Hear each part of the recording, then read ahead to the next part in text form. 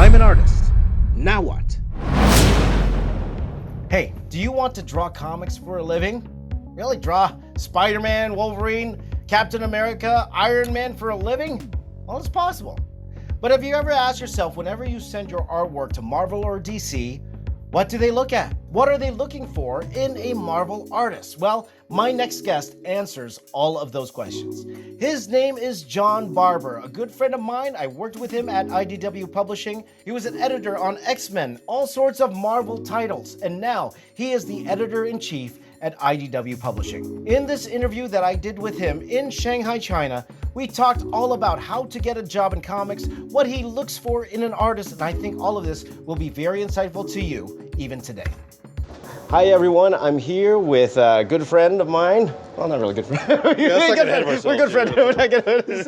A friend of mine, and we worked together on Dark Cybertron. He was editor at IDW, and now he's branching off into his own. Right now, I'm here with my friend John Barber. How are you, John? Great. I'm really excited. Really happy to be here in Shanghai. And thank you for doing this for me, because I'm sure a lot of my viewers would love to hear everything you'd have to say, especially to help them out. But before we talk about them, let's talk about you. What are you doing right now? I know you just left IDW to do your own thing. What's in the pipeline for you? Yeah, I'm still doing a lot of writing for IDW. I'm finishing off writing the Transformers ongoing series, and then I'm writing with Cullen Bunn and Fico Ossio doing the art. We're doing the Revolution crossover event with all the different Hasbro groups, like Transformers, G.I. Joe, Mask, Action Man, everybody's favorite Action Man.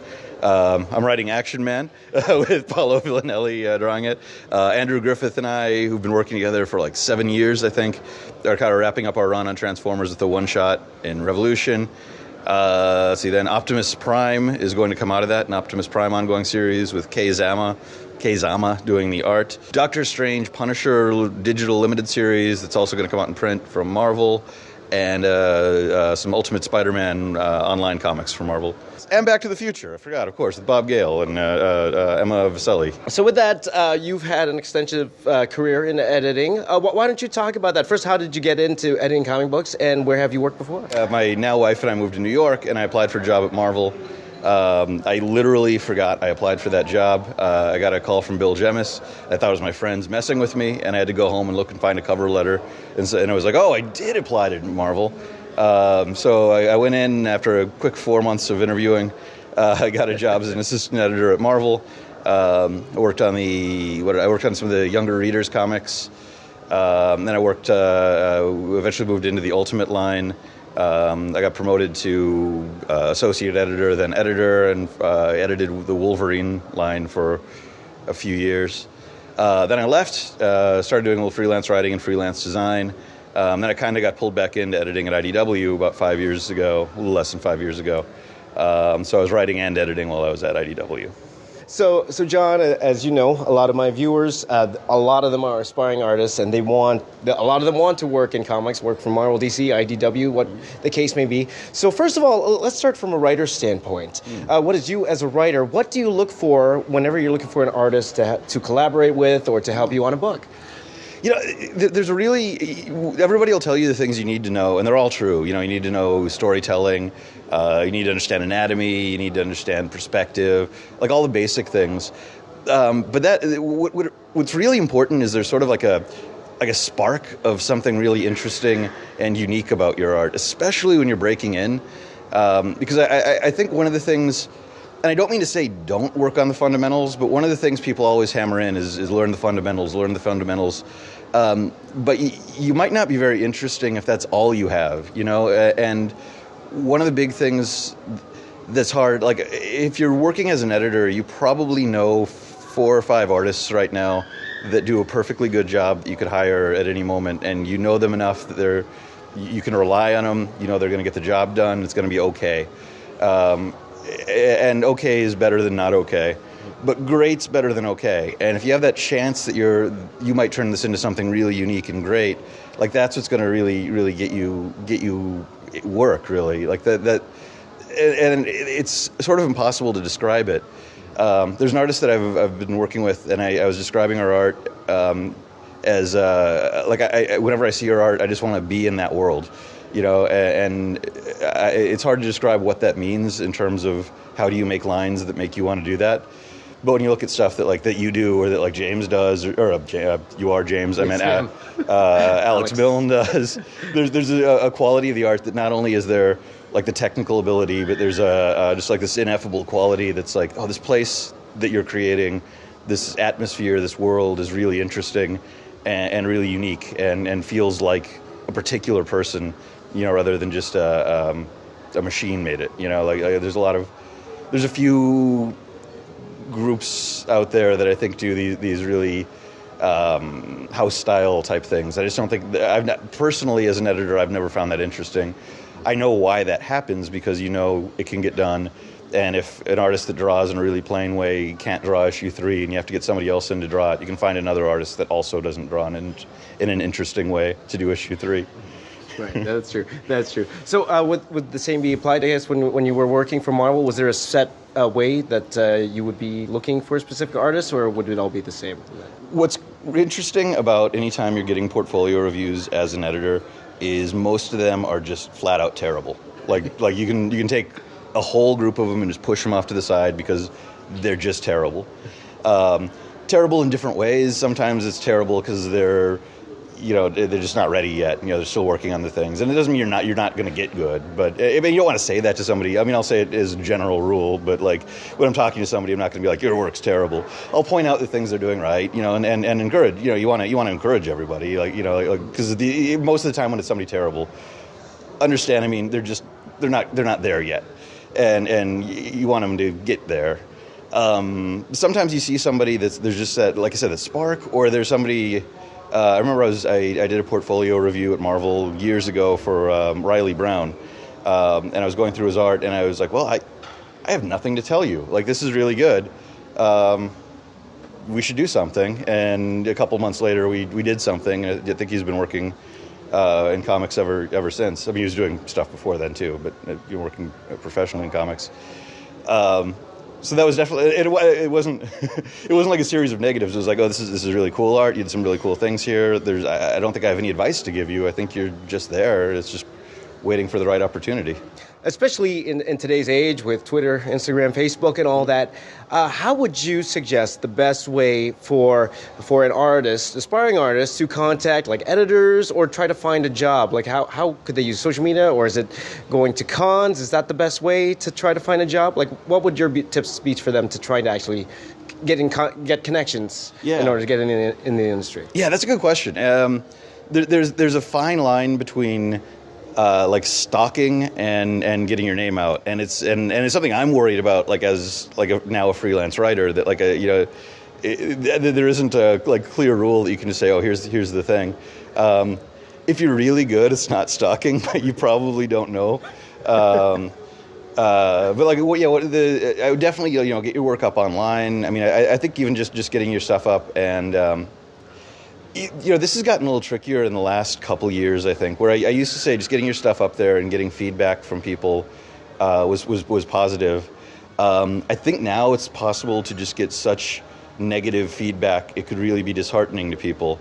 So I sort of worry about some artists putting stuff up and just by whatever mechanics of whatever internet piece, just getting hammered with negativity or with like sexism or racism or something. Right. And so you can't not put your work up, but you also have to take everything you hear with a real grain of salt and not let it get to you. But getting your work up online is more likely to get seen than not getting it up online, so that's better. I would definitely use Twitter, use whatever social media. I mean, Tumblr, anything that can get your work up out there and seen. Have a web page that you can refer people to. If it's DeviantArt or if it's your own portfolio kind of page, and anything that's just simple and gets your art out there. But I mean, I'd say use anything at your disposal. Use whatever advantages you might have. I mean, a lot of comic book publishers will have like a letters page or something. Like an email letters page that you can send letters to. Send stuff in. If you meet an editor somewhere and you get an email address, send them updates every once in a while. If that editor is like me, they might not reply back all the time, but I always did keep all the submissions I got. And sometimes I'd go back and need to find somebody and find those submissions and hire somebody. But don't send the same submissions over and over again. Send your new stuff. Like if you send 5 pages, do another 5 pages. They don't necessarily need to be sample pages either. You can go out and do your own comic. So if you do 4 sets of 5 submissions pages and they're all Superman and Batman and Transformers, and you don't get a job, then you've got the skill of plus 20 pages. But if you're going out and you're doing your own comic, you've actually just made a whole issue. So you've got an issue under your belt that you can put online, you can put on Comixology, whatever. You can try to build an audience for yourself that way. Having a fan base is always good, because you're already sort of field tested that people like what you do. If you can go to conventions, that can be good. They're not. I think most big conventions now are not really that great for getting a portfolio review. A lot of times, you go to like the Marvel booth at like San Diego, and they're selling credit cards. That's just not. They're not there for. It's not that they don't want artists. It's not that there aren't good people there, but that's just not what they're built for anymore. I think they might actually do portfolio reviews at San Diego, but that's just not necessarily the best place all the time because everybody's so overwhelmed. But if you can meet editors, and you're not crazy, they can put a face to your name. If you are crazy, that can hurt you, so maybe don't go. If you can create like some sort of relationship and get to meet somebody, and that way they at least know who it is that's sending the stuff into them. That's good. And there's also, I have met people at conventions, like Sarah Rocher, who's here with us. She actually came up. She was already doing professional Transformers work, but I didn't know her. She came up and showed me some pages of the collectible card game she was working on at the time, where she was doing digital painting. And she also had some of her drawings, and I thought the drawings were amazing. We got in touch. I sent her a script for a sample page, and she did a sample page of Transformers. It was really good, so we hired her. Like, that stuff can happen. There's a little bit of luck involved in that kind of thing, but I think the internet and everything kind of does level the playing field a little bit. So if you're stuck somewhere, or you can't afford to go to a convention, or you live in a country that's far away from regular conventions, that's not necessarily gonna stop you anymore. Okay, fantastic. That was very informative.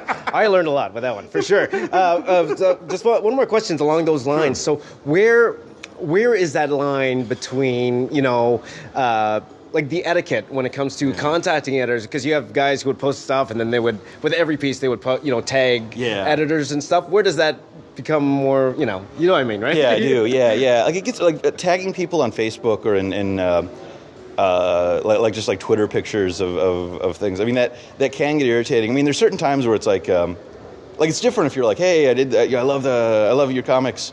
Here's a picture I did. Mm-hmm. That's just nice, right? Who's going to get mad about that? But if you're tagging an editor in 50 images you just uploaded to Facebook, like that's just going to be irritating, and that's probably going to get you blocked because their feed is just going to fill up with you. But if every once in a while you're saying, here's something that might be of particular interest.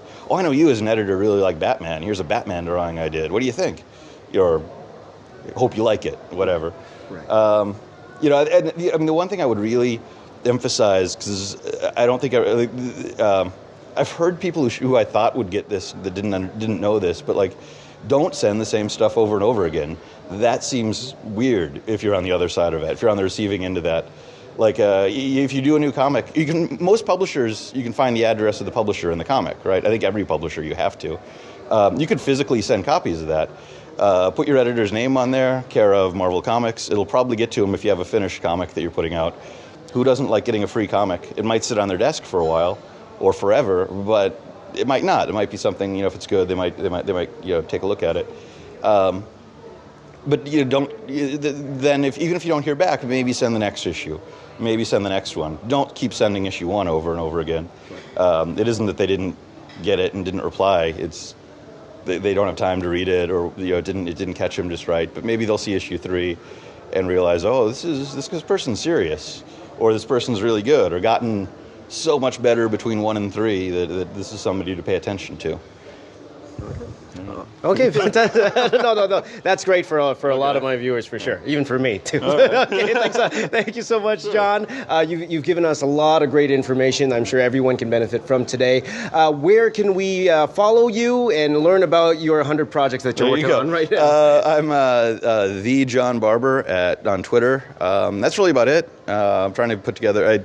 I just started, so I'm trying to put together websites and all that kind of stuff. Hopefully, we'll have stuff up and running soon. But hope to see you there. Thank you so much to my good friend John Barber. Now, what was your favorite piece of knowledge that he gave to us? Let me know in the comments down below. And any other artists you want me to interview, why don't you let me know their names also in the comments down below, and let me tell you why. I am restarting the Box Office Artist Podcast. Are you an artist? You like to draw and you want to make a career out of your art, but you have no idea what kind of art career you want. This is what this podcast is for. I'm going to be interviewing all sorts of artists to talk about their specific art industries so you can decide if that particular field is right for you. That's only right here on the Box Office Artist Podcast. Make sure you subscribe, and please do subscribe to all of the James Reyes Media Network channels, and I will be your best friend. Thank you guys for watching. You guys are the best. My name is James, and I'll see you next time.